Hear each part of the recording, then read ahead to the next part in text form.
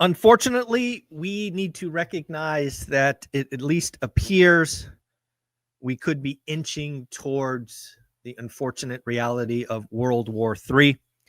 Apparently, again, based on some financial articles I read this morning, that we have approved using long-range missiles to strike deep inside Russia. As expected, Putin has basically come back and said, hey, this lowers the bar for nuclear war, right? The use of nuclear weapons on Ukraine. This is mind-boggling. This is horrible. This is just all kinds of nuttiness. There needs to be a full court press to end the death and destruction. This needs to stop. Frankly, this war should never have happened. And if it did happen, it should have been resolved within the first 4 to 6 weeks when there was that peace treaty. The fact that it's been going on for a couple of years and now we are, ever escalating is complete nonsense and horrific. And I can't even fathom where this thing is going. So here's to hope that diplomacy, negotiations, strength, whatever, we can put all of this behind us and we could take this simmering chaos off the boil, right? So you are seeing the stock market, at least this morning, react to this news. We are seeing yields fall. We are seeing money be scared. And that is really why I am forced to talk about this. It is not something that I revel in. It's not something I thought I would ever talk about. But when you have a adversary, a nuclear-armed adversary threatening the use, you got to pay attention because that's not good. Again, my hope is everyone, all, the nation's leaders, right? The world's leaders are trying to get this thing resolved, signed, put to bed, behind us. That would be good for the world, in my opinion. So let's hope that happens. Let's get into some other financial news. Want to give Mike Simonson a shout out at Altos Research. He's been on the channel a couple of times. Wonderful, wonderful guy. He's talking about inventory listings, pendings, and actually a new piece of data that I will highlight at the end of this. So active inventory is up slightly week on week to 722,000. It is up 27% year on year. Again, is that, more listings? Is it less demand? We will see as we head to the spring selling season. Mike Simonson and Altos Research actually put out a piece saying that they expect inventory to rise 17% next year. So let's do some quick math together. So 17% on 722. What is that? 72, 36. I don't know. Let's call that 91, 92,000, something like that. So again, what would that take us to? That would take us to 814,000 next year. I could see that. So again, expecting inventory to continue to go up. I think that's true, right? When you think about what my current base case is rates stay higher for longer. Obviously, rates higher for longer hurts affordability. The move-up buyer is dead, right? We don't have that sell one, buy one transaction going on, so makes total sense. New listings for the week, only 52,000. Again, we are in the slow part of the season, but that is a little lower than normal. Pendings up 53,000, which is interesting because active inventory went up, but listings were 52 and pendings were 53. So that would only tell me that cancellations, we must have had a bunch of cancellations that would impact that. So you go pending, you flip back. That's how you get an inventory build. Interestingly enough, pendings at 53,000 are actually up 9% year on year. Mike Simonson expects home sales to grow 5% next year, pegging it at 4.2 million, which means that he expects 2024 to be 4 million. That's how you get to 4.2 off 5%. I will take the under. I'll take the under. I think there's a good chance that 2025 is the cycle low. So again, using Mike's numbers, if Mike says we do 4 million in 2024, that means I'm calling sub 4 million in 2025. So again, I think the inventory makes total sense. I think I will take the under on home sales. I really do think we are going to repeat the 1978 to 1982 period, which means that 2025 is the cycle low. Again, I'm wrong all the time, just my wild guess based on history. New home prices look like to still be up 4% year on year, but the new metric, Mike put out a new metric talking about the average price cut. And again, he used the word average, so I'm going to assume it's average, not median. There is a difference. He says the average price cut is $15,100. Mike, if you happen to watch this, is this truly average or is it median? Because as you know, those are two very different numbers. The school community, yes, One Rental at a Time school community is growing. We've got 2 awesome members yesterday. I want to shout out Chandra and Avery. Thank you for joining. 67 cents a day. Great value. Want to remind folks to add yourself to the school map. You can only do that from the desktop version, not mobile. So go to the desktop, the PC, and add yourself. We have 56 people. So we have about 350 members. What would that be? About 15% of us or so have added ourselves. I'd like to see if we can get to 100. So if you are part of school, go to the school application, add yourself to the map. It would be a great favor for me. I know it'll take you 5 minutes or so. Watch the video from Renee. It's really easy to do. You take your screen name and the like, and you can add yourself. Don't put your home address. Don't put your home address. Put a Starbucks, put a McDonald's, whatever you like.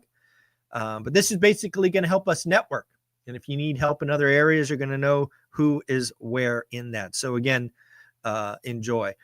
We did have the Sunday accountability group. I didn't talk about it yesterday. I should have. Talked about commercial debt. Talked about the book E-Myth. Gas pilot lights. Again, we talk about whatever you want to. We talked about the short-term rental loophole. And we talked about, I think, an application called Prop Wire, which is one I do not know. But again, doesn't matter what I know. The accountability groups are there for you. So bring what you would like. Let's talk about some earnings. We are starting to get some earnings again tomorrow. After market close, we will get NVIDIA. But coming into this, I was interested in Trip.com. They beat top line and bottom line. Why did I want to know Trip.com? I wanted to know what the folks at the top of the income scale were doing.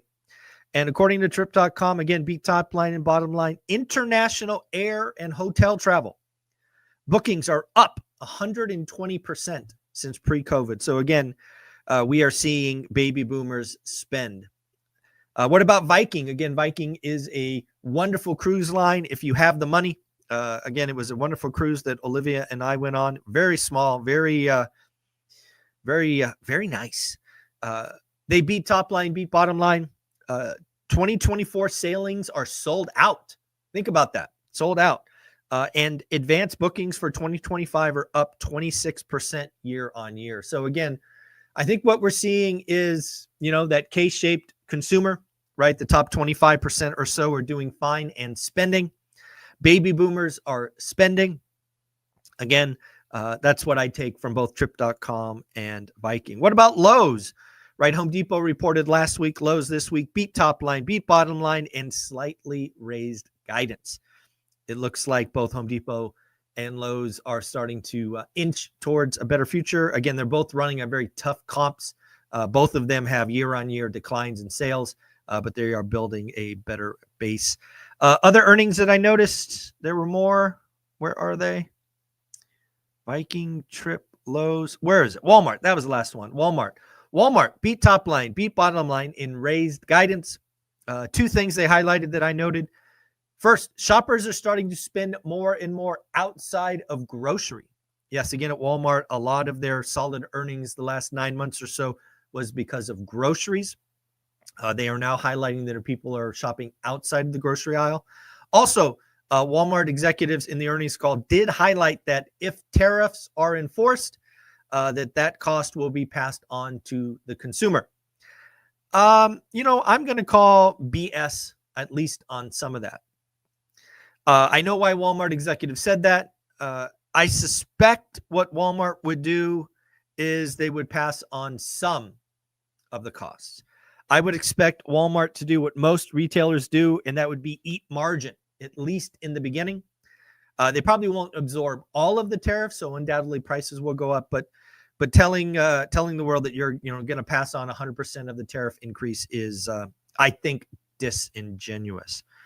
What else do we find out? What about housing starts? Remember yesterday, folks, I admitted I got something wrong about what home builder confidence was. I thought it would go down and it went up. But I did get housing starts and building permits right, which I feel better about, thankfully. Looks like housing starts are down. They're down 3.1%. Estimate was for 1.34 million. We came in below that at 1.31, right where I thought we would be. Multifamily, again, when you talk housing starts, don't be confused. They say housing starts, but it is a combination. It's single family and 5 and above, right? So it is everything. And inside the housing starts number is multifamily. Multifamily posted the worst October in 12 years. Think about that. The worst October in 12 years. Not to be outdone, building permits. Building permits were down as well as expected to 1.42 million, down 7.7%. Let's call it 8% between friends year on year. Again, folks, this makes total sense. Rates have gone up, 100 basis points. And that's fixed rate debt. Construction loans, they're up like 150% and variable. So again, it makes complete sense to me. What else? Let's talk about the Vegas event. Again, we have this amazing second edition of the ORAT event in Vegas. Folks, it is time to buy your tickets. Go to Eventbrite. We are more than 50% sold out and selling faster and faster as every day goes by. A lot of you told me you were coming. I'm afraid if you wait too long, we will be sold out. And again, I cannot add more tickets. We are going to the brim at the facility. So there isn't like I have a secret 50-person backup list. We are filling up the event space to the limit, so there will be no additional tickets. So if you're hoping for that, sorry, not happening. Time to book your events, book your travel, book your hotels, save on flights, save on hotels. I hope to see you there. Bank of America did a very interesting survey. You have heard lots of folks on this channel, and myself included, probably say that 50% of Americans are living paycheck to paycheck. I've actually heard numbers as high as 80%. Again, this is a Bank of America survey. They went in and looked at their records, and they actually highlighted that only about 30% of folks live paycheck to paycheck. Not that that's a great number, but still, it is better than 50%. And again, how did they do that? They basically said that if anybody spends 90% of their take-home pay on fixed bills, you are living paycheck to paycheck. So thankfully, these scary numbers, the scary headlines that we often hear are not reality. Although the picture is not beautiful, it is better than before. So again, very, very interesting. I thought this was a fun survey done by Edelman Financial Engines. Never thought I would say those 3 words together, but hey, they did a survey. I thought it was good. So again, Edelman Financial Engines. There you go. They asked a question, and I'm going to ask you the same question. Love to hear from you. What does it take to feel rich? What does it take to feel rich? Apparently, 65% of their surveys, it was 3,000 people they surveyed, 65% says it takes $1 million in the bank to feel rich. 28% of folks said, no, not 1 million. I need $2 million in the bank. To which 19% of people said, you're crazy. I need $5 million in the bank. I don't know about you guys, but I look at these numbers and go, you guys are all crazy. First off, if you have $1 million in the bank, or 2 or 5, how are you going to control the FDIC thing, right? Again, and when I hear bank, I really think bank, not money market, not these other things. I would hope that none of you have $5 million. I hope none of you, I mean this. I really, really mean this. I hope none of you ever have $5 million in your bank.